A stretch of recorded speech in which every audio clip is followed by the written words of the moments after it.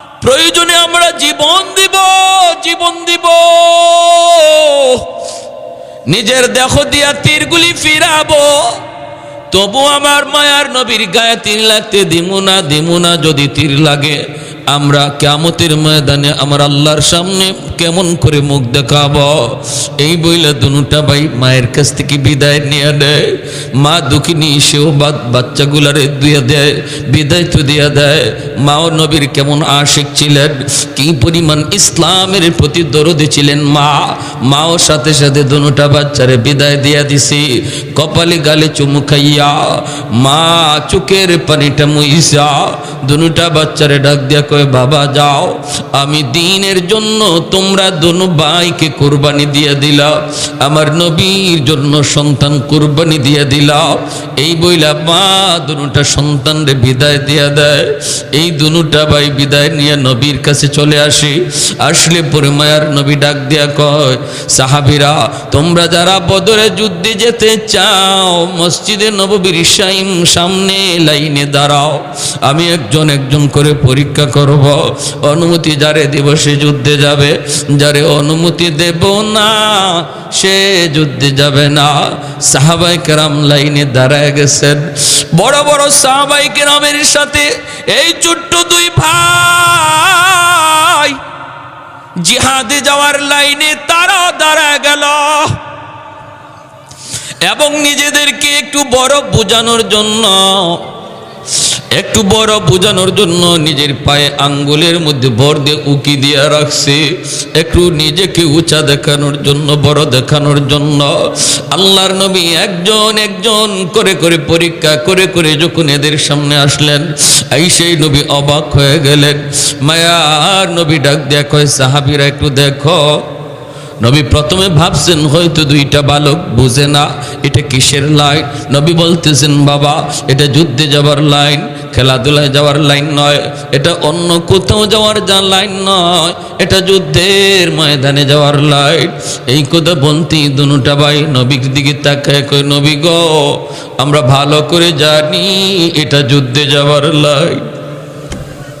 আল্লাহ নবী কই, বাবা যুদ্ধে যাওয়ার লাইন, যুদ্ধের ময়দান বড় খতরনাক, হয় কল্লা দিতে হয় নতুবা কল্লা আনতে হয়, 3 নম্বর কোনো অপশন নাই। এ বাবা বড় খতরনাক, তোমরা কেন যুদ্ধে যাবা? তোমাদের বাড়িতে কে আছে? এমনি দুটা ভাই কান্দে আর কই, নবী গো আমাদের বাবা দুনিয়ায় নাই, আমরা এতিম, যদি আমাদের আব্বা দুনিয়ায় থাকতেন তাহলে আজ আব্বা আপনার সাথে যুদ্ধে আসতেন। আমরা তো মদিনার মসজিদের পাশেই মাঠে খেলায় ছিলাম, আওয়াজ কানে আসলো আপনি যুদ্ধে যাবেন, সাথে সাথে খেলা বন্ধ করে মায়ের কাছ থেকে অনুমতি আনতে রওনা দিয়েছি। ওগো নবীজি মার কাছ থেকে অনুমতি আনছি, আমার মা আমরা দুনো ভাইকে চিরদিনের জন্য বিদায় দিয়া দিছে, মার ফিরে চায় না, মা জীবিত চায় না। আল্লাহ নবী কই, বাবা তোমরা যুদ্ধের ময়দানে যায় করবা কি? এমনি দুই ভাই কয়, নবী গো মা কি যে জবাব দিয়েছি সেই জবাব আপনাকেও গো নবী, আমরা যুদ্ধের ময়দানে দুশ্মনের কল্লা কাটতে পারবো না, কারণ আমরা ছোট, পারবো না।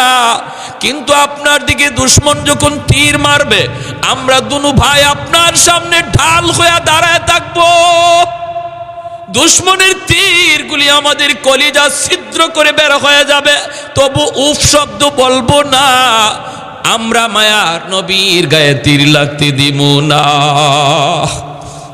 আর একটু জোরে কন্যা সুবহানাল্লাহ। कौनैन मुख्तार खुदा तुमको बनाया, कौनैन मुख्तार खुदा तुमको बनाया, उम्मत का निगाहबान खुदा तुमको बनाया, उम्मत का निगाहबान खुदा तुमको बनाया। मौला मेरा आका मेरा रहमत की नबी है, तजदार मदीना है तो माह अरबी है, तजदार मदीना है तो माह अरबी है।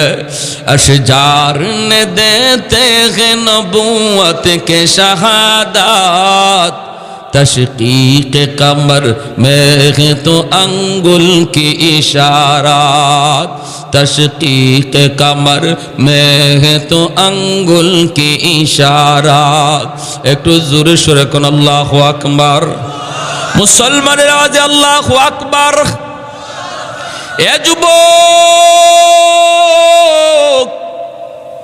তোমাকে মুয়াজ্জিনের আজান খেলার মাঠ থেকে মসজিদে আনতে পারে না, তুমি খেলার মাঠে মগ্ন, বন্ধুদের নিয়ে মোবাইল টিপায় মগ্ন। তোমাকে আল্লাহ পাক রব্বুল আলামিন ডাকতেছি মুয়াজ্জিনের কণ্ঠে, মুয়াজ্জিনের কণ্ঠে আল্লাহ নিজে তোমারে ডাকতেছে, আল্লাহু আকবার, আল্লাহু আকবার। আমি আল্লাহ মহান, আমি আল্লাহ মহান। এত ডাক তোমারে ডাকা হয় দৈনিক 5 বার, অথচ সেই ডাকে তুমি মসজিদে আসলা না, তোমার খেলা বন্ধ করানো গেল না, তোমার মোবাইল টিপানো বন্ধ করা গেল না, তোমার ঘুম ভাঙানো গেল না। বলো তো কিয়ামতের ময়দানে আল্লাহ যদি তোমাকে এই 2 ভাইয়ের সামনে দাঁড় করায়, তোমার বয়সের বালক তোমারই বয়সের বালকের সামনে যদি তোমাকে দাঁড় করানো হয়, জবাব দিবা কি রে যুবক? বলো না কি জবাব দিবা? যদি আল্লাহ বলে দেখ তোর মসজিদে আসতে পারলি না খেলা বন্ধ করে, আমার মুআজ মুআওয়াজের সামনে একটু নিজের মুখটা দেখা। যারা জিহাদে চলে গেছে খেলা বন্ধ করে, যেখানে গেলে পরে নিজের জীবন দিতে হয়, সেই জায়গায় খেলা বন্ধ করে চলে গেল, আর তুমি মসজিদে আসতে পারলা না, জবাব দেওয়া সম্ভব না। একটু নিজেরে বুঝাও, একটু নিজেরে বুঝাও। ওই যুগে কেন আল্লাহর পক্ষ থেকে গায়বী সাহায্য আসছে? ছোট ছোট বাচ্চাগুলি পর্যন্ত আজান হলে পরে মসজিদে দৌড় দিছে। আর আজকে আমার দেশের যুবক, আমার দেশের বৃদ্ধ, আমার দেশের এইরকম বাবা মা, অনেক বাবা মা আছে নামাজে যায় না, নামাজ পড়ে না। বলো না যুবক, কেমন করে আল্লাহর গায়বী সাহায্য আসবে?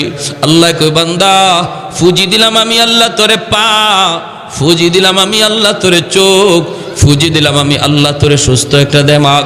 আমার দেওয়া ফুজি দিয়া আমার ডিউটি পালন করলি না, আমার দেওয়া ফুজিটা তুই সকিনার তলে ব্যয় করলি। ঠিক আছে, তুই তোর সকিনারে লইয়া থাক, আমি আল্লাহ তোর দিকে আর নজর দিলাম না। মায়ার নবী, দয়ার নবী, রহমতের নবী, এই ছোট্ট 2 বালকের কথা শুনে মায়ার নবীর চোখ থেকে দর দর করে পানি ঝরতে লাগলো। নবী কান্দেন আর আসমানের দিকে হাত উঠাইলেন, বলেন মালিক, মদিনার 2টা ছোট্ট শিশুর কথা তুমি শুনো। আল্লাহ, মদিনার 2টা ছোট্ট বালকের কথা তুমি একটু শুনো, কি কয় একটু শুনো। আল্লাহ, মদিনার মানুষের উপরে আমি খুশি হয়ে গেছি, তুমি আল্লাহ তাদের উপর খুশি হয়ে যাও। ও মালিক, মদিনার 2টা বাচ্চার কথাগুলি শোনো। দিনের নবী, মায়ার নবী বলতেছে, বাবা তোমরা 2 ভাই যদি যুদ্ধে চলে যাও, তাহলে মা একা হয়ে যাবে। মা কারে নিয়ে দুনিয়াতে বাঁচবে, কারে নিয়ে স্বপ্ন দেখবে? বাবা 2টা ভাই যাওয়া, যুদ্ধে যাওয়া ঠিক না। বড় ভাইটারে নবী বলেন তোমাকে অনুমতি দিলাম। ছোট ভাইকে নবী বলতেছেন, বাবা তুমি চলে যাও, মায়ের খেদমত করো, বড় হলে পরে আমি নবী তোমাকে যুদ্ধে নেব। মার খেদমত করা জিহাদের সমান সওয়াব। মায়ার নবী, দয়ার নবী বলে, রেদার রব্বি ফি রেদাল ওয়ালিদাইন ওয়া সাকাতুর রব্বি ফি সাকাতিল ওয়ালিদাইন। নবী বলে, যেই সন্তানের উপরে তার বাপ মা রাজি, আল্লাহ তার উপর রাজি। আর যেই সন্তানের উপরে বাপ মা নারাজ, নবী বলেন তার উপরে আল্লাহ নারাজ। এজন্য আল্লাহকে যদি রাজি করতে হয় রে যুবক, মাকে খুশি রাখো, বাবাকে খুশি করো, বাবাকে রাজি করো, মাকে রাজি করো, আল্লাহ তোমার উপর রাজি হয়ে যাবে। বাপ মারে যদি নারাজ করো, তুমি লক্ষ লক্ষ টাকা ফিরের দরবারে তুমি লইয়া যাইবা, হাতি ঘোড়া তুমি মহিষ লইয়া যাইবা। মা নারাজ, বাবা নারাজ, আল্লাহ কোনোদিন তোমার উপর রাজি হবে না।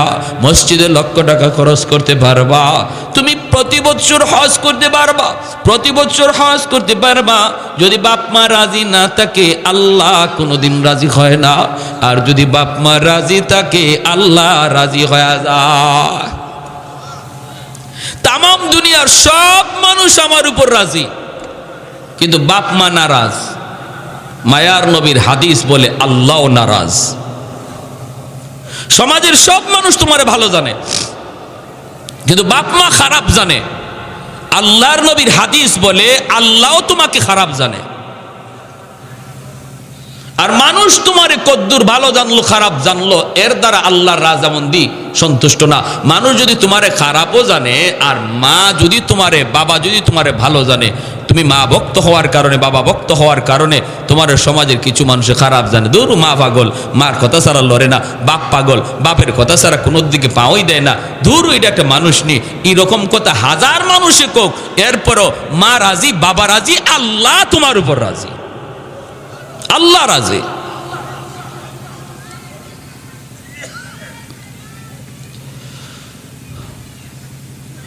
মা মারা গেছে, বাবারে বিয়া করান, বাবারে বিয়ে করান। বাবার যদি বিয়ের সামর্থ্য থাকে, শক্তি থাকে, সন্তান হিসেবে বাবারে বিয়ে করান।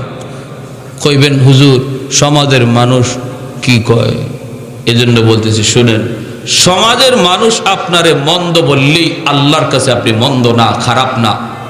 আপনি আপনার উপযুক্ত বাবা, মা মারা গেছে, বাবার জন্য একজন সঙ্গিনী দরকার। বৃদ্ধ বয়সে বিছানায় পড়ে গেলে কে তার খেদমত করবে, এই চিন্তাটা করে যেই সন্তান, যেই ছেলেরা বাবাকে আরেকটা বিয়ে করাবে বাবার খেদমতের জন্য, এতে আল্লাহ তোমার উপর রাজি। সমাজের সব মানুষ নারাজ হয়ে যাক, আল্লাহ রাজি হলে আমার যথেষ্ট। কিন্তু আজকাল অনেক সন্তান এরকম বাবার বিয়ের উপরে অবজেকশন করে বসে, জিদ ধরে বসে, না বাবারে আর বিয়ে করাবে না। আল্লাহ তোমার উপর নারাজ। বাবা কষ্ট পাইতেছে, বাবা কষ্ট পাইতেছে। আমার স্ত্রী আর ছেলের বউ নিজের কোনোদিন মায়ের মতো কাজ করতে পারবে না, এতটা কাছে যেতে পারবে না। বৃদ্ধ বয়সে এমন হতে পারে তারে দইয়া দইয়া বাথরুমে নেওয়া লাগতে পারে, তার গুপ্তস্থান দেখা লাগতে পারে। এটা কোনো ছেলের বউর দ্বারা সম্ভব না, ছেলের দ্বারাও সম্ভব না, মেয়ের দ্বারাও সম্ভব না। এটা করবে শুধু একমাত্র স্ত্রী। আওয়াজ দেন না কেন, ঠিক কিনা? এজন্য আল্লাহ নবী রহমতের নবী কয়, বাবা মার খেদমত করো, বড় হলে পরে আমি নবী তোমাকে যুদ্ধে নিব। আর বড় ভাইটারে নবী বলেন, বাবা আমি তোমাকে যুদ্ধে যাবার অনুমতি দিয়ে দিলাম। এইবার বড় ভাই যখন অনুমতি পায় যায়, ছোট ভাই অনুমতি পায় না। নবী যখন ছোট জনকে বললেন মায়ের খেদমত করো, যায় বড় হলে পরে আমি নবী তোমাকে যুদ্ধে নেব, সাথে সাথে ছোট ভাই কান্না শুরু করে দিল। আমার মায়ার নবীর পা কদম মোবারক দইরা কয়, নবী গো আমাকে আপনি একা একা ফেরত দিয়েন না গো নবী। আমরা দুনো ভাই একসাথে মায়ের কাছ থেকে বিদায় নিয়ে এসেছি, আমরা দুটা ভাইকে মা একসাথে বিদায় দিয়ে দিছেন, আর মা জীবিত চায় না। নবী গো আমি যদি একা যাই, মা বলবে আল্লাহ আমার বড় ছেলেকে কবুল করেছে, তোরে কবুল করে নাই, কি জবাব দিব গো নবী মাকে? অতএব আপনি আমাকে ফেরত দিয়েন না। যদিও আমি বয়সে ছোট, কিন্তু ভাইয়ার চেয়ে গায়ে আমার শক্তি বেশি, আর যুদ্ধে বয়সের চেয়ে শক্তির বেশি প্রয়োজন। যুদ্ধের ময়দানে বয়সের থেকে শক্তির বেশি প্রয়োজন, ঠিক না? ছোট ভাইয়া কয় কি কয়, নবী গো আমি যদিও ভাইয়ার থেকে বয়সে ছোট, কিন্তু আমার গায়ে শক্তি বেশি। যদি আপনি সন্দেহ করেন তাহলে দুই ভাইরে কুস্তি লাগাইয়া দেন। সুবহানাল্লাহ, জোরে কর। আমার ভাইয়েরা, বন্ধুরা, যুবক, এই কথা শুনতেই মায়ার নবী, দয়ার নবী সাহাবায়ে কেরামদেরকে নবী বলেন, সাহাবীরা রে এইবার তোমরা একটু বলো না কি করব?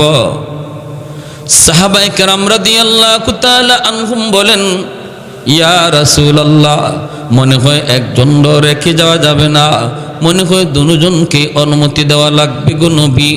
এরপরে তারা কুস্তি লাগতে চায়, শক্তি কার বেশি একটু দেখতে চায়। দুনো ভাই কুস্তি লাগার জন্য প্রস্তুত। আল্লাহর নবী সাহাবায়ে কেরামের কাছ থেকে অনুমতি চান। সাহাবায়ে কেরাম বলেন, নবী গো, তাহলে দুনো ভাইকে আপনি অনুমতি দিয়া দেন, আমরাও একটু দেখতে চাই কার গায়ে শক্তি বেশি। এই বইলা মায়ার নবীর অনুমতি নিয়ে দুই ভাই কুস্তি লাগার জন্য রেডি হয়ে গেল। ভাইরা বন্ধুরা, শক্তি প্রদর্শনের প্রতিযোগিতা শুরু হয়। কার শক্তি বেশি, কার শক্তি কম। এ যুবক, আজ তুমি আমি প্রতিযোগিতা করি গুনার কাজে যাওয়ার জন্য। গুনার কাজে তুমি আমি প্রতিযোগিতা করি। প্রতিযোগিতা খেলা নিয়ে আজকে বাজি ধরা হয়, খেলা নিয়ে একজন আর একজনকে মাইরাও ফেলায়, ঠিক না? অমুকে আর্জেন্টিনা আর একজনে ব্রাজিল, এই প্রতিযোগিতা কইরা কইরা তুমি আমি শেষ, একে অপরের রক্ত ঝরাই। অথচ ফিলিস্তিনের জমিনে যেই দিন আর্জেন্টিনার খেলা নিয়ে তুমি পাগল, ওই দিনও ফিলিস্তিনের জমিনে মুসলমানের রক্ত ঝরেছে। একটা সন্তান অসুস্থ বাবার জন্য সে ঔষধ আনতে ঘর থেকে বের হয়েছিল, সেই সন্তান ঔষধ নিয়ে ফিরতে পারে নাই। ইসরায়েলি হায়নার দল তার গুলি করে শহীদ করে ফেলেছে। বাবার ঔষধ না আইনা লাশ হইয়া বাপ মার কাছে ফিরছে। যেদিন তুমি আর আমি আর্জেন্টিনার খেলা নিয়ে ব্যস্ত। ইহুদিরা খেলা দেখে না, ইহুদিরা আমাদেরকে খেলা দেখায়, ওরা দেখে না। আরো জোরে বলে ঠিক কিনা? ওরা আমাকে তোমাকে মোবাইলের গেমের ভিতরে পাগল বানায় রাখে। ওরা নিজেরা গেম খেলে না, ওরা গেম খেলতেছে মুসলমানদেরকে লইয়া। আমি আর তুমি যখন মোবাইল টিপা নিয়ে ব্যস্ত, তখনও আমার মুসলমান ভাইয়ের বুকে গুলি চলতেছে, আমার মুসলিম বোনের গায়ে গুলি চলতেছে। পৃথিবীর মানচিত্র থেকে ইসলামকে মুছে দিতে চায়। এজন্য বলি, যুবক, ইহুদিদের সব ষড়যন্ত্র থেকে নিজেরে তুমি বের আনো। মদিনাওয়ালার রংটা ধরো, ইহুদিদের ষড়যন্ত্র ছেড়ে দাও, নিজেরে মুত্তাকি বানাও, আল্লাহর বন্ধু বানাও, আল্লাহকে খুশি করো, আল্লাহকে পাশে আনো। যদি আল্লাহরে আমরা পাশে আনতে না পারি, তাহলে ওই যে মিয়ানমারের হালত বাংলার জমিনও আজ নয় কাল হবে। গুজরাটের অবস্থাও বাংলার জমিনে আজ নয় কাল হবে, ঠিক কিনা জোরে বলেন? যদি আল্লাহকে পাশে আনতে না পারো, তাহলে আমার আপনার পরিণতিটা এমন হবে, এমন চোখের সামনে বাবাকে জবাই করবে, চোখের সামনে মাকে জবাই করবে, চোখের সামনে সন্তানকে দুশ্মন জবাই করবে। তলোয়ার ধারাইতেছে ওরা আমাকে আপনাকে জবাই করার জন্য। যদি ওই মুহূর্তে তোমাকে বাঁচতে হয়, যদি ইজ্জত নিয়ে সম্মানের সাথে তোমাকে বিজয়ী হতে হয় রে যুবক, তাহলে একটাই পথ, ভারত, পাকিস্তান, আমেরিকা, লন্ডন রে পাশে আনতে হবে না, মালিককে পাশে আনো। দুশ্মন যত শক্তি নিয়ে ময়দানে দাঁড়াক, আমার পক্ষে আল্লাহ যথেষ্ট, ঠিক কিনা? ঠিক কিনা? পশ্চিমাদের চোখ পড়েছে কাবা ঘরের প্রান্তরে, ব্রিটিশ দালাল দল বেঁধেছে ধ্বংস করতে চায় কারে। পশ্চিমাদের চোখ পড়েছে কাবা ঘরের প্রান্তরে, ব্রিটিশ দালাল দল বেঁধেছে ধ্বংস করতে চায় কারে। আল্লাহ পাকের ঘর তোর সাহস থাকলে ধর, দো জাহানের মালিক যিনি পবিত্র কাবার, ঠিক কিনা? ওই আরবের দিন বাঁচাতে সত্য ন্যায়ের মুক্তি চাই, মুহাম্মাদের বাহিনী আজ আসলে তোদের রক্ষা নাই। ওই আরবের দিন বাঁচাতে সত্য ন্যায়ের মুক্তি চাই, মুহাম্মাদের বাহিনী আজ আসলে তোদের রক্ষা নাই। মুহাম্মাদুর রাসূলুল্লাহ বাহিনী আসেনি, হাত উঠে বলো আসেনি। আর একটু জোরে আওয়াজ দিয়া কো আসেনি। একটু দাঁড়াও, জেগে উঠো ওকে মুসলমান, আর কতদিন দিন ইসলামের সইবে অপমান। একটু দাঁড়াও, জেগে উঠো ওকে মুসলমান, আর কতদিন দিন ইসলামের সইবে অপমান। রক্ত দিয়ে পবিত্র ওই মক্কা মদিনা, সেই জমিনে সিনেমা হল চলতে পারে না। রক্ত দিয়ে পবিত্র ওই মক্কা মদিনা, সেই জমিনে সিনেমা হল চলতে পারে না। নূর মক্কার ইসলাম তার তাকলো কি আর দাম, বন্দিশালায় তাকে যদি কাবার ইমাম। ওই আরবের দিন বাঁচাতে সত্য ন্যায়ের মুক্তি চাই, মুহাম্মাদের বাহিনী আজ আসলে তোদের রক্ষা নেই। ওই আরবের দিন বাঁচাতে সত্য ন্যায়ের মুক্তি চাই, মুহাম্মাদের বাহিনী আজ আসলে তোদের রক্ষা নেই। পশ্চিমাদের চোখ পড়েছে কাবা ঘরের প্রান্তরে, ব্রিটিশ দালাল দল বেঁধেছে ধ্বংস করতে চায় কারে। আল্লাহ পাকের ঘর তোর সাহস থাকলে ধর, দো জাহানের মালিক যিনি পবিত্র কাবা। ওই আরবের দিন বাঁচাতে সত্য ন্যায়ের মুক্তি চাই, মুহাম্মাদের বাহিনী আজ আসলে তোদের রক্ষা নাই। আমরা মুহাম্মদুর রাসূলুল্লাহর বাহিনী এখানে কারা কারা একটু হাত উঠে আল্লাহকে বলো বাহিনী আসেনি? একটু জোরে কো আল্লাহু আকবার। মুসলমানের আওয়াজে আল্লাহু আকবার, আরো জোরে আল্লাহু আকবার। সব রং ছেড়ে দিব, মদিনাওয়ালার রং ধরবো, ঠিক কিনা? সব রং ছেড়ে দাও, ইহুদি রং ছেড়ে দাও, ইহুদিদের সব ষড়যন্ত্রের জাল ছিন্ন করে বেরিয়ে আসো, মদিনাওয়ালার রং ধরো। আমার নবীর রং যার ভিতরে যত বেশি পাওয়া যাবে আল্লাহ পাক তার উপরে তত বেশি খুশি হবে, আল্লাহর বন্ধু সে তত বেশি হবে। কারণ আল্লাহ পাকের ঘনিষ্ঠ বন্ধু হলেন নবী মুহাম্মদুর রাসূলুল্লাহ সাল্লাল্লাহু আলাইহি ওয়াসাল্লাম। আর ঘনিষ্ঠ বন্ধুর নমুনা আল্লাহ এই জমিনের ভিতরে, যার ভিতরে আল্লাহ যত বেশি পাবে তারে সাধারণ বন্ধু বানায় নিবে, সাধারণ বন্ধু। এজন্য ভাইয়েরা বন্ধুরা, মায়ার নবী কয় ঠিক আছে একটু কুস্তি লাগো। দুনু ভাই কুস্তি লাগার জন্য রেডি হয়ে গেল, রেডি। এ যুবক একটু মনোযোগ দিয়া দিলের কানে কথাগুলি শোনো। তুমি আমি কি নিয়ে প্রতিযোগিতা করি, আর নবীর যুগের যুবকগুলি কি নিয়ে প্রতিযোগিতা করত? যুদ্ধে যাওয়ার জন্য প্রতিযোগিতা। দুই ভাই কুস্তি লাগবে, এমনি ছোট ভাই বড় বড় ভাইয়ের কানে কানে যায় কি যেন বলল। কি কইছে? কইছে ভাইয়া তুমি তো অনুমতি পেয়েই গেছো, আমাকে সুযোগ করে দিও। বড় ভাই কই টেনশন করবি না, আমি তোরে সারা যাবো না। আল্লাহু আকবার। কুস্তি লাগছে ঠিক, বড় ভাইয়ের শক্তি দেখায় না। ছোট জনে দপার দিয়া বড় বাইরে নিচে ফালাইয়া বুকে উইটা কইয়া রাসূলুল্লাহ এই যে দেখেন আমার গায়ের শক্তি বেশি। আল্লাহ নবী দৌড় দিয়া নবীজি যাইয়া দুজনের হাত দুইটা উঁচু করলেন। নবী বলেন তোমাদের দুজনেরই শক্তি বেশি, দুজনেরই শক্তি বেশি। সাহাবীরা কিছু বুঝছো নি? সাহাবীরা কই নবী গো আমরা সব বুঝছি, কুস্তি লাগার আগেই তো ফলাফল বের হয়ে গেছে, কে জিতবো কে হারবো এটা তো আগেই বের হয়ে গেছে। নবী বলে এখন কি করব তোমরা বলো। সাহাবায়ে কেরাম বলে নবী গো দুজনকে অনুমতি দিয়ে দেন। আল্লাহর নবী দুজনকে অনুমতি দিয়ে দিলেন বদরের যুদ্ধে যাবার। মাত্র 10 বছর 12 বছরের দুই বালক রওনা দিয়ে দেয় বদরের যুদ্ধে। এক ভাই আরেক ভাইরে কয় ভাইয়া আমরা তো ছোট মানুষ, বেশি কাম করতে পারবো না, একজনকে টার্গেট নাও একজন। বড় ভাই কই তুই কারে টার্গেট নিতে তোর মন চায়? ছোট ভাই কই ভাইয়া শুনেছি বদরে আমার নবীর চির দুশ্মন আবু জাহেল আইছে, আমরা দুই ভাই আবু জাহেলকে টার্গেট নিব। আল্লাহু আকবার। মুসলমানের আওয়াজে আল্লাহু আকবার। আবু জাহেল বদরে নবীর বিরুদ্ধে, আর ছোট দুই ভাই আবু জাহেলই টার্গেট লইছে।